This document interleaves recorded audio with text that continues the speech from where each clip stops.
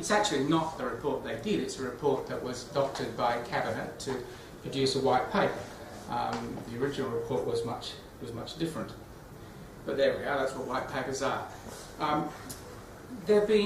You might be pleased to know that since 1950, the Australian government and Australian government agencies alone have commissioned 67 reports on Australia and Asia.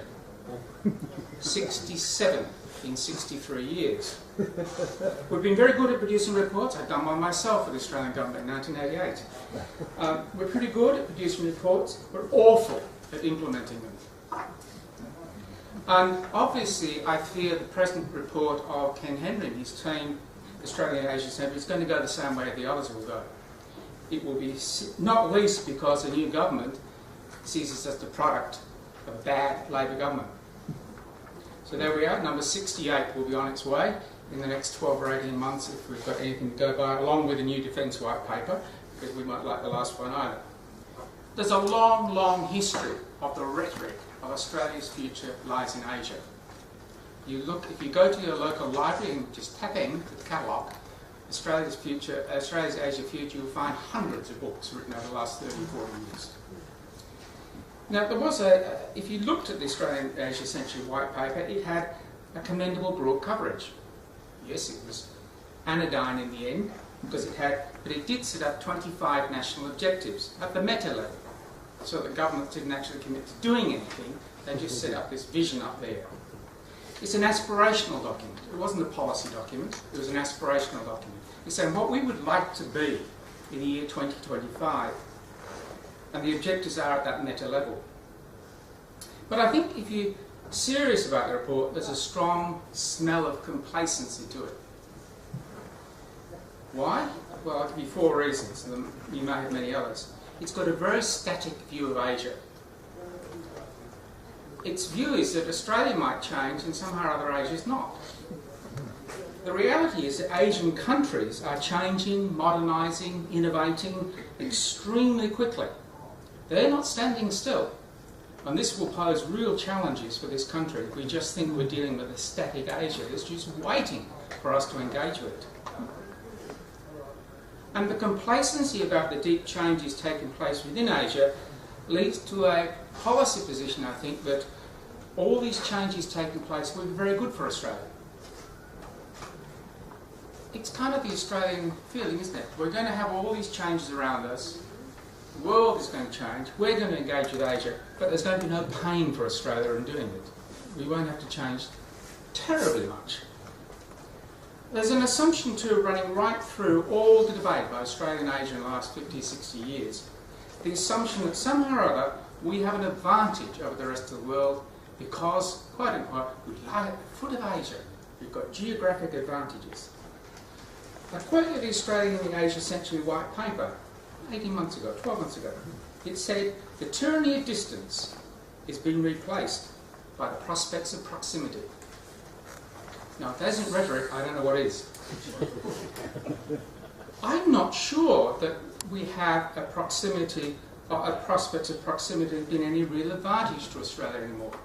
And very quickly, that brilliant Australian historian from the conservative end of politics, Geoffrey Blainey, a fabulous historian, Geoffrey Blainey wrote a very perceptive critique in The Australian saying, get with it. It doesn't take, if you hop on a plane, it doesn't take you much longer to go from London to Beijing than it does from Sydney to Beijing. And given modern technology and the internet, the notion of somehow or other our geographic position at the foot of Asia means that we have an advantage is nonsense. There's also, through the White Paper, an implicit belief in the capacity of Australian companies to succeed in Asia. Now, at the Asian Studies Association of Australia, which I have the honour to be president, this conference in Sydney last year, John Menadue, the former head of the Prime Minister's Department of the Menzies and former ambassador and head of Qantas at one stage, he was less than optimistic about the record of Australian management in the last couple of years, or the last couple of decades. He spoke with this beautiful phrase, Australian companies have gone smoker on Asia in the last 2 or 3 decades. Yep. And I think that's true, having spent quite some time talking to, over the years talking to boardrooms and things, and I was at a company about a decade ago, and it hasn't changed, but that's forward now. I'm talking about Asia. I looked around, it's a financial company of some size. I came away thinking, I'm glad they're not managing my superannuation. But I looked around the board and asked any of them how many of them actually been to an Asian country and spent time there. Nobody had. They'd all been through Singapore or Hong Kong, but they hadn't actually spent any time in an Asian country. And it did seem to be a slight problem, apart from the fact not being any women on the board, but don't worry about that one. Australia clearly, if you're honest about it, has two very short-term advantages in relation to Asian countries. It's got minerals aplenty in the ground, and it's a potential food bowl. But, I'm not sure that being a quarry with a view and a food bowl, where most of the extractive industries and the food production is in the hands of rather large foreign companies, I'm not sure that in the next decade or two that's going to be enough for us to prosper. As a historian, I can't help reflecting that one of the definitions of colonial power and colonialism was that the economies were extractive economies, food-producing economies, in hands of global multinationals. Are we in danger of having a colonial economy? No, and also no quarrying or food production is necessarily going to produce a large number of jobs. We lack an industrial base, we lack a policy on industry. For goodness sake, we even lack a science minister. And this really is appalling. We lack all of this. We lack our own science, our own technology, our own innovation. I'm sorry, it does matter. And I think we lack the management skills to take Australia into the Asia century. And even the Henry report, the white paper, acknowledged that there is a problem there. We need to have a much more hard-headed and a much more strategic assessment of the strengths and weaknesses of the Australian economy and Australian society and the structures that underpin it. And a much more strategic vision of what we're going to excel at in the next decade or two, and how we're going to integrate education, innovation, science, technology, and industrial policies. We do not have a vision, we do not have an integrated strategic policy in this country on those areas. We have lots of waffle, we have lots of papers, but we do not have an integrated policy. Look for example, at the education goals in the Australian Asia Century White Paper. The goals are ambitious. Who could disagree with them? We're going to have 10 Australian universities in the top 100 universities in the world by 2025. We're going to have we're going to be in the top 5 schooling systems in the world in 2025. Fantastic, good idea. Who can disagree with that? But that's not going to happen because we say it's going to happen. Somebody needs to realise that there are quite a few countries in Asia who also think they're going to have 10 universities in the top 100 universities in the world by 2025, and that they're pouring money into those institutions to make sure they damn well get there. What we've been doing for the last 20 years is defunding university education. We now fund university education per head around 25% less than we did 25 years ago in real terms. We're making rhetorical statements in the assumption that Asian countries aren't changing and aren't developing their systems as well.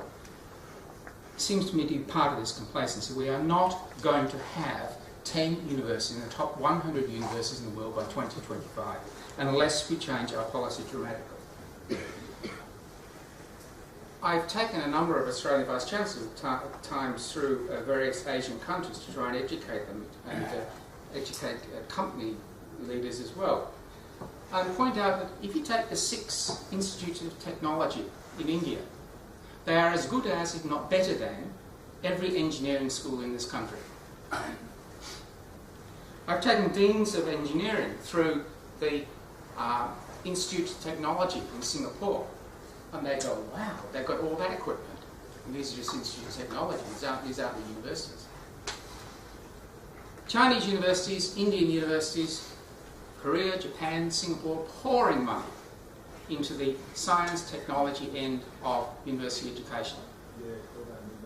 When we seek to set up joint projects It's us that are mendicants, because we don't have the money. We just have to say, please let us in. We have a few bright people, but we don't have the money to join the projects. Do we really believe that Australia is going to be in the top 5 schooling systems in the world by 2025? Schooling systems. And if we do, are we prepared to do what we need to do to get there? Now, I think the reforms proposed by the Gonski Committee were a terrific start. I wouldn't put your money on them being implemented fully, because we don't really believe in education as an investment. We spend less on public education now than most OECD countries do. And it's a disgrace, given, and as a boy that came up through a state education system, from working class families at first, and only one in my immediate family to go to university, I'm a grateful recipient of an education system in Western Australia which was extremely good for kids like me. But are we going to create a system in the future which will enable people to realise their potential across the board, not just if you're the children of the middle class like mine are? And what are the consequences of failure on the education front? The US, the UK, Europe, many of the countries of Western Europe, they've got much stronger indigenously owned technologies than we do. Let alone what's happening in China, what is happening in India, in Japan, South Korea, and will happen in Singapore and elsewhere. Being in close proximity to Asia will not guarantee our economic future at the level we've got it now. And I think that we've got to burst through that complacency to actually put some strategic policies into place, knowing that it's going to cost us.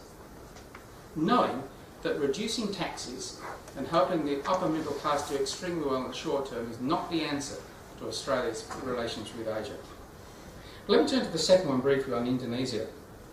And I thought about this before the events of the last weekend, but just to kind of make it more pertinent. If you look at how we talked about Indonesia for the last 50 or 60 years, we always talked about Indonesia being our nearest neighbour. And it's undeniable that Indonesia is, after Papua New Guinea, we're our nearest neighbour, located next to each other. In that sense, we're physical neighbours. But we all know from personal experience, relations with neighbours can be good, they can be bad, quite frequently they can be quite indifferent. Neighbours have a tendency to squabble. Indeed, the Australian courts are full of disputes between neighbours. Neighbourly relationships are for the most part functional, correct, and they're best at moments of crisis. Our strongest relationships as individuals and families are generally not with our immediate neighbours, but people who live a little bit of distance away. Space between people seems to make the relationship a bit easier. And relations between states have the similar characteristics. Close proximity does not necessarily lead to good relationships. Look at the relationships between states that are close to each other in Europe over the last 100, 150 years. Or the relationship between China and Japan, or China and Vietnam, or India and Pakistan. Keep going. They're all fraught. People in neighbouring countries tend to develop what I call imagined histories of each other, based on perceived wrongs and unbarely understood myths and folklore. And people in neighbouring countries also tend to be more aware of the differences between themselves and their neighbour, whether it's linguistic differences, ethnic differences, cultural, religious, and you tend to stereotype each other. Just think of the French and the Germans, or the Germans and the French, or the British and the French, and keep going. Reality can quite easily give way to prejudice, and if you look at the history of Australia's relationship with Indonesia over the last 50-odd years, since Indonesian independence, 60-odd years, it's been one of very sharp swings in emotions in Australia and in popular perceptions of Indonesia. If you look at the question that's constantly asked, there's been one consistent question asked in opinion polls for 60-odd years: who do you see as the greatest threat to Australia? The last decade and a half has been Indonesia. And one of the problems is that we're full of rhetoric and we're full of cliches about our relationship with Indonesia, uttered by politicians and commentators alike who haven't the foggiest idea about the country. We have to be realistic about what it's possible to achieve in a relationship. and that way that our false hopes won't be dashed again. It's not going to be a relationship that's easy to manage. I well remember a prominent Indonesian intellectual saying to me many years ago, when I was with a bunch of Indonesians and we were around talking about a major issue, and they were getting a bit prickly. And I said, why are you getting prickly? And he said, John, he said, you have to remember, you colonised us. We didn't colonise you. And the sense of colonial arrogance is so strong in Indonesia. You could see it again over the last few days, the response to Australian government on boat people, where for 12 months leading up to election, people arrogantly got on television and said, oh, we don't care what Indonesia thinks, we're pushing the bloody boats back, whether they like it or not. Well, I'm sorry, it ain't going to happen like that. And if you want to get anything done, you don't put your hands on your hips and you don't treat the country as if it's a colonial power again. We do not understand the history of Indonesia, generally. We don't understand the difficulty of running a country with 13,500 islands, 250 million people, with 130 odd different ethnic groups. We don't understand the difficulty of running a complex society like that. We don't understand the trials and tribulations that Indonesia's undergone in the last 60 odd years since independence. We don't understand the struggles in Indonesia to create a democracy, which in the last 16 years they've managed to struggle through quite well. Generally, we've got a very simplistic view of Islam, based upon a view of fairly hardline jihadism coming out of the Middle East. We don't understand the diversity of Islam in the world. We don't understand that Islam is as diverse as Christianity is diverse, and that the Ian Paisley of Northern Ireland does not represent mainstream Christianity, and neither does that character Jones of Jonesville in the United States years ago. We don't understand that the difficulties of building a nation. We don't understand the difficulties that the Indonesian elite have in themselves trying to develop a moderate version of Islam that is part of the modernising process of Indonesia. One of the good things that governments have done, it was done by a previous Liberal government, it was done by the Labor government as well, one of the really very good things they did with Australian aid to Indonesia was to pour money into schools run by the moderate Islamic organisation Muhammadiyah. I hope that survives the cuts in Ausaid. It's been a brilliant program for our long-term benefit, for their benefit, but for our benefit.